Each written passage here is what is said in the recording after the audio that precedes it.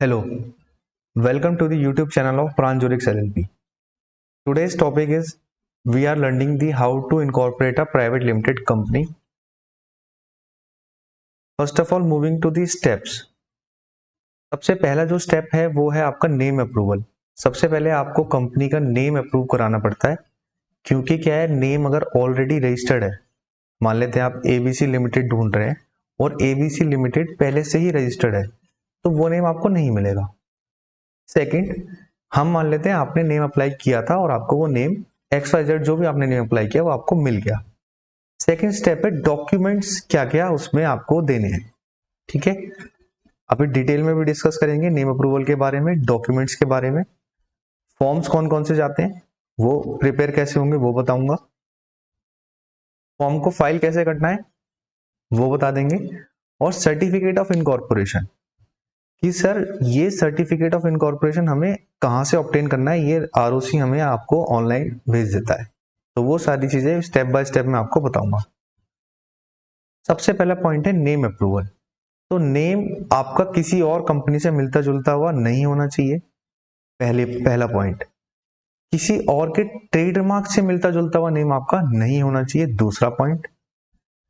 Third point कि name जो है आपका इम्प्रॉपर नहीं होना चाहिए, है ना. It should be in conformity with provision of companies act as well as section 3 of emblems and names prevention and improper use act 1950. हम मान लेते हैं आपका नेम आ गया है, तो कितने दिन तक वो वैलिड रहेगा? 20 डेज तक वो वैलिड रहता है. 20 डेज के अंदर आपको कंपनी के सारे फॉर्म्स प्रिपेयर करके ऑनलाइन फाइल करने पड़ेंगे. इनकेस आप 20 डेज में नहीं कर पाते हैं तो आपका वो नेम किसी और को अलॉट भी कर दिया जा सकता है from the starting of 21st day.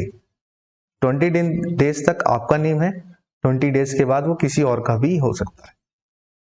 Fees कितनी लगती है? तो फीस है 1000 रुपीज आपको देने पड़ते हैं. ऑनलाइन फॉर्म फाइल करना पड़ता है कि ये नेम आपको चाहिए, और 2 नेम आप एक साथ अप्लाई कर सकते हैं. डॉक्यूमेंट्स क्या क्या लगेंगे सर? बेसिक डॉक्यूमेंट है. डायरेक्टर के केस में पैन कार्ड, उनका आधार कार्ड, उनकी फोटोग्राफ, उनकी मेल आईडी, उनकी मोबाइल नंबर, उनका वोटर आईडी, पासपोर्ट या ड्राइविंग लाइसेंस. इन तीनों में से कोई एक चीज, ऊपर वाली सब चाहिए, लेकिन जो वोटर आईडी, पासपोर्ट और डीएल की हम बात करें, इन 3 में से कोई एक चीज चाहिए हमें. फिर है बैंक स्टेटमेंट, जो कि 2 महीने से ज्यादा पुरानी नहीं होनी चाहिए. अगर हम अप्रैल में कंपनी का फॉर्म फाइल कर रहे हैं तो मार्च और फरवरी तक की वो बैंक स्टेटमेंट अपडेटेड होनी चाहिए. नेक्स्ट है डिक्लेरेशन बाय डायरेक्टर. कैसे डिक्लेरेशन? कि डायरेक्टर ने सारे कंप्लायंस, सारे डॉक्यूमेंट ऑथेंटिकेटेड दिए हैं. किस किस कंपनी में डायरेक्टर पहले से डायरेक्टर हैं वो डिक्लेरेशन जाएगी. और हम कोई भी एनबीएफसी या आरबीआई का कोई भी लोन वगैरह का कोई भी ट्रांजेक्शन हम नहीं करेंगे, और अगर हम करेंगे तो पहले हम आरबीआई से अप्रूवल लेंगे. ऐसी डिक्लेरेशन आपको भेजनी है. साथ के साथ DIR-2 एक फॉर्मेट है, उसमें आपको कंसेंट लेनी है डायरेक्टर की कि yes I am ready to act as the director of XYZ limited. Next है आपका फॉर्म्स आपको प्रिपेयर करने हैं. फॉर्म कौन कौन से होंगे वो डिस्कस कर लेते हैं. स्पाइस पार्ट बी, इसमें सब्सक्राइबर और डायरेक्टर की डिटेल जाएगी. सब्सक्राइबर जो कंपनी में शेयर होल्डर है. अब सब्सक्राइबर इंडिविजुअल भी हो सकता है और कंपनी भी हो सकती है. अगर इंडिविजुअल है तो उसका पैन लेंगे, उसके पैन में से हम उनका नेम, उनका father's name, date of birth, address, उनका आधार वगैरह से या फिर बैंक स्टेटमेंट से लेके वो एड्रेस मेंशन कर देंगे. वो कितने ग्रेजुएट हैं, अंडर ग्रेजुएट हैं, 12th पास है, 10th पास है, वो सारी बेसिक डिटेल, उनकी मेल आईडी, उनकी फोटोग्राफ, ये सारी चीजें आपको स्पाइस पार्ट बी में एंटर करनी है. नेक्स्ट है एजाइल फॉर्म. एजाइल फॉर्म में कंपनीज के ऑब्जेक्ट के बारे में जाएगा. साथ के साथ ESIC और EPFO को रजिस्ट्रेशन आपको एजाइल फॉर्म के थ्रू मिल जाता है.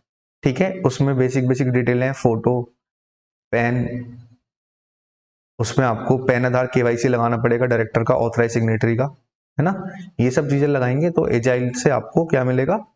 एक ESI और EPFO को रजिस्ट्रेशन मिलेगा. और साथ के साथ आप GST रजिस्ट्रेशन भी एजाइल फॉर्म के थ्रू ले सकते हैं. नेक्स्ट है मेमोरेंडम, ई मेमोरेंडम। कंपनी के क्या क्या ऑब्जेक्ट होंगे, कंपनी क्या काम करेगी, वो डिटेल मेमोरेंडम में जाएगी। कंपनी का रजिस्टर्ड ऑफिस कहाँ पर है, वो डिटेल्स। कंपनी के सब्सक्राइबर कौन कौन है, वो डिटेल्स जाएंगी, है ना। ये सारी चीजें मेमोरेंडम में कवर अप होती हैं। नेक्स्ट है आर्टिकल ऑफ एसोसिएशन। इसमें कि कंपनी के अंदर इंटरनल मैनेजमेंट किस तरीके से चलेगा, transfer of share, transmission of share, voting right, ये सारे इंटरनल मैनेजमेंट की जो बातें हैं वो आर्टिकल में आपको मिलेंगी। नेक्स्ट INC 9, जो डिक्लेरेशन अभी हम बात कर रहे थे, वो ऑनलाइन बेसिस पे ही साइन होकर INC 9 में जाएगी। डायरेक्टर और सब्सक्राइबर दोनों इसमें डिक्लेरेशन देंगे, ठीक है। नेक्स्ट है आपको फिर फॉर्म फाइल करना है, सारे प्रिपेयर करना है और सभी पे DSC अफिक्स करने हैं। What is DSC? Digital signature certificate. It is a online mode of signing the document. आपको इससे डिजिटल सिग्नेचर से सभी डॉक्यूमेंट को साइन करना है और साथ के साथ अपलोड कर देना है। लास्ट पार्ट क्या है? Certificate of incorporation. जब आपका सारा कंप्लायंस, सारे फॉर्म ओके होंगे, बिल्कुल ठीक होंगे, तो ROC आपको क्या देगा? एक सर्टिफिकेट ऑफ इनकॉर्पोरेशन देगा कि आपने सारे कंप्लायंस किए हुए, आपकी कंपनी बन गई है, और साथ में आपको पैन 10 ESI EPF का रजिस्ट्रेशन साथ के साथ आपको मेल पर रिसीव हो जाएगा। Thank you so much for watching the video. Have a nice day.